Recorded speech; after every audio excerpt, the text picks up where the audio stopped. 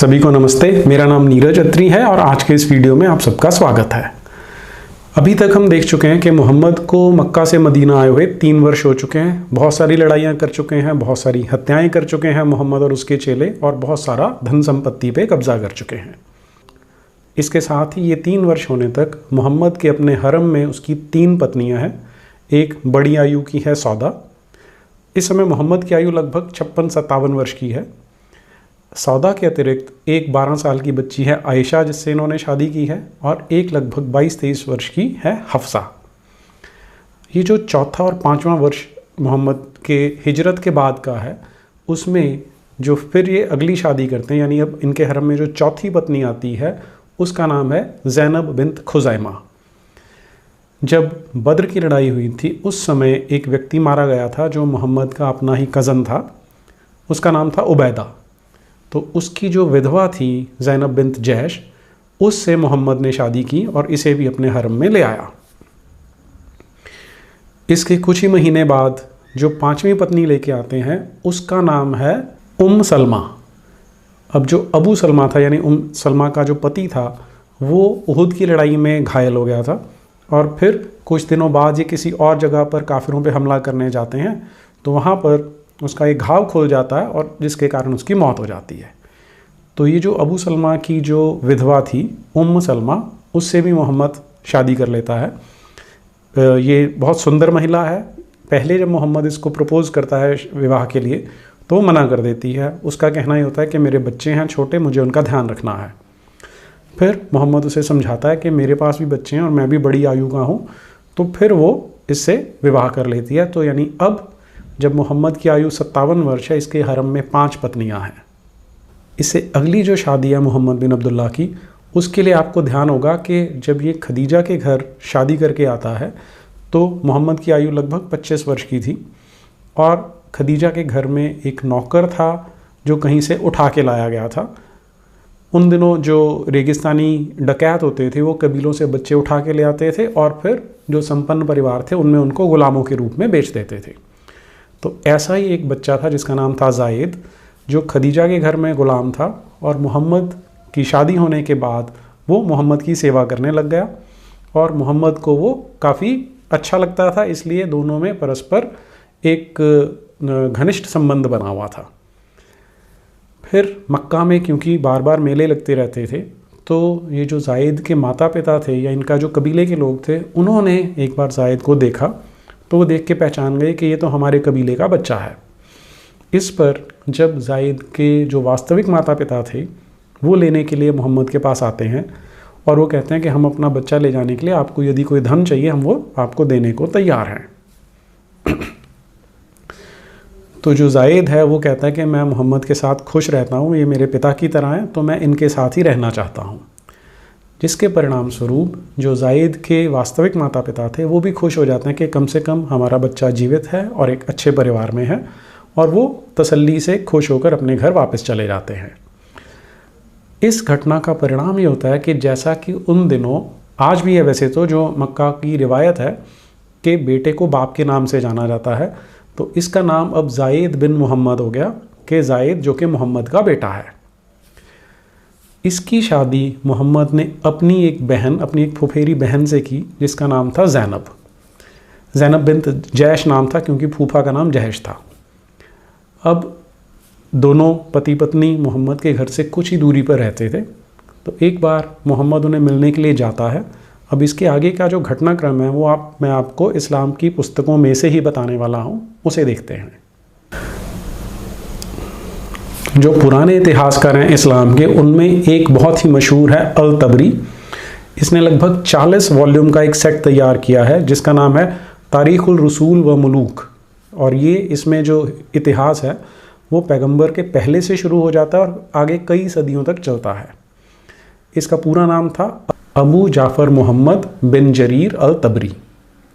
इसके जो ये 40 खंड हैं उनमें से आज मैं जो प्रकरण ले रहा हूँ वो उसके 8वें खंड में अंकित है। देखिए वो क्या कहता है।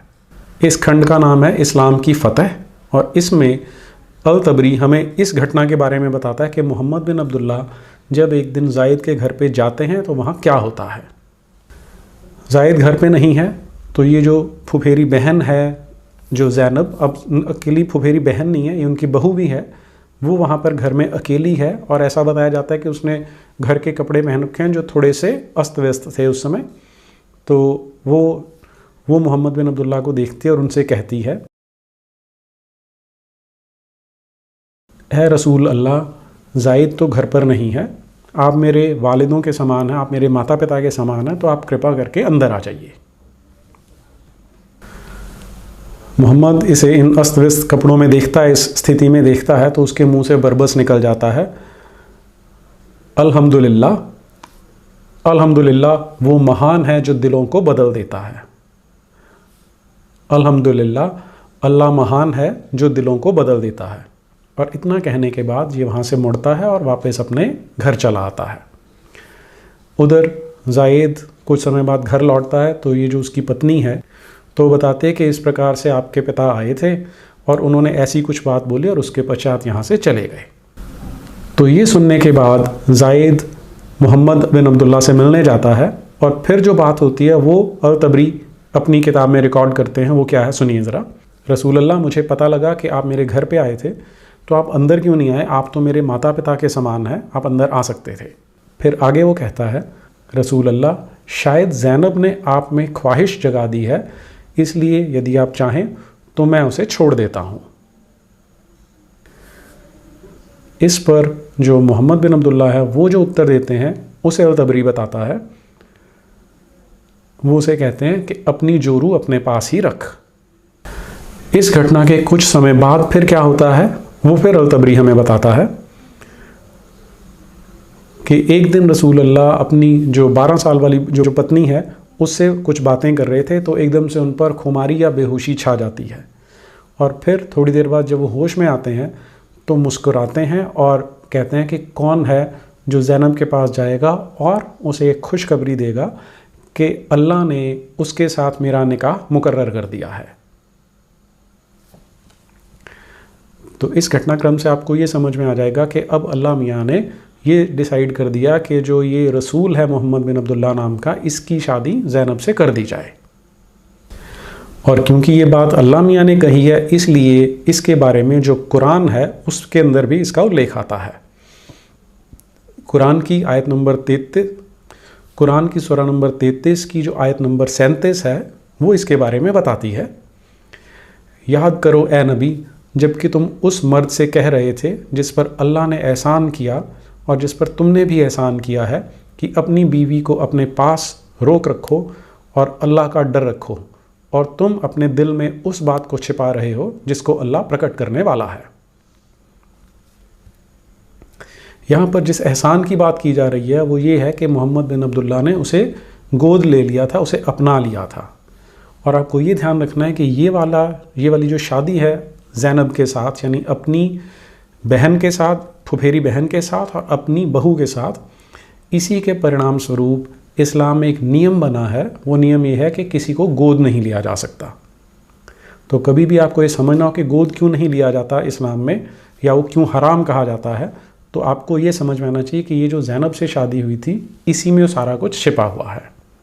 आगे यही आयत क्या बताती है, तुम लोगों से डरते हो जबकि अल्लाह इसका ज़्यादा हक रखता है कि तुम उससे डरो। अतः जब ज़ैद उससे अपनी ज़रूरत पूरी कर चुका तो हमने उसका तुमसे निकाह कर दिया, ताकि मुसलमानों पर अपने मुंह बोले बेटों की बीवियों के मामले में कोई तंगी ना रहे, जबकि वे उनसे अपनी ज़रूरत पूरी कर लें। अब ये ज़रूरत पूरी कर लें, हमें हिंदुस्तानी समाज में जो हमारा यहाँ की सभ्यता है उसमें ये बातें समझ में नहीं आती, लेकिन कुरान की शब्दावली ये बोलती है कि अगर मुंह बोले बेटे ने पत्नी से ज़रूरत पूरी कर ली है तो अब जो उस बेटे का बाप है वो उसके साथ निकाह कर सकता है।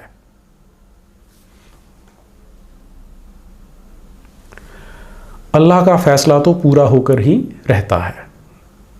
ये जो आयत है ये आपको ये स्पष्ट करती है कि उस समय पर जो अरेबिया का माहौल था वो ऐसा नहीं था कि इस प्रकार के जो संबंध हैं उन्हें एक्सेप्ट कर लेता, उसे स्वीकृति दे देता। इसीलिए अल्लाह मियाँ को ये आयत उतारनी पड़ी और संभवतः इसी कारण से जो मोहम्मद बिन अब्दुल्ला था उसके मन में डर था जिसे कुरान में व्यक्त किया गया है। अब इससे एक और समस्या जो उत्पन्न होने वाली थी कि अगर जो मोहम्मद बिन अब्दुल्ला है उसने ज़ैनब से निकाह कर लिया है, तो अब जायद का उससे क्या संबंध होगा कि कल तक जो उसकी पत्नी थी वो उसकी माँ बन जाती है। तो इसके बारे में भी जो अल्लाह मियाँ थे उन्होंने आयत उतारी है। ये इसी 33वें अध्याय की 4थी आयत है, इसे देखिए। अल्लाह ने किसी मर्द के सीने में 2 दिल नहीं रखे, और ना ही उसने तुम्हारी उन जोरुओं को जिनसे तुम जिहार कर बैठे हो वास्तव में तुम्हारी माँ बनाया, और ना उसने तुम्हारे मुंह बोले बेटों को तुम्हारे वास्तविक बेटे बनाया। ये तो तुम्हारे मुंह की बातें हैं, पर अल्लाह सच्ची बात कहता है और वही रास्ता दिखाता है। तो इस आयत में ये जो एक सेंटेंस आ रहा है, और ना उसने तुम्हारे मुंह बोले बेटों को तुम्हारे वास्तविक बेटे बनाए, इस आयत का परिणाम ये हुआ कि अब तक जो जायद जाना जाता था जायद बिन मोहम्मद के नाम से, अब उसे उसके असली बाप के नाम से जाना जाएगा जिसका नाम हरित था। इसके परिणाम स्वरूप अब उसका नाम बदल दिया गया, अब उसका नाम हो गया जायद बिन हरित। इसके बारे में थोड़ी और स्पष्टता भी होगी आगे, उसे देखते हैं। इसी की जो अगली आयत है यानी 33वें अध्याय की 5वीं आयत, उन्हें अपने बापों की औलाद कह के बुलाया करो, अल्लाह की नज़र में यही इंसाफ की बात है।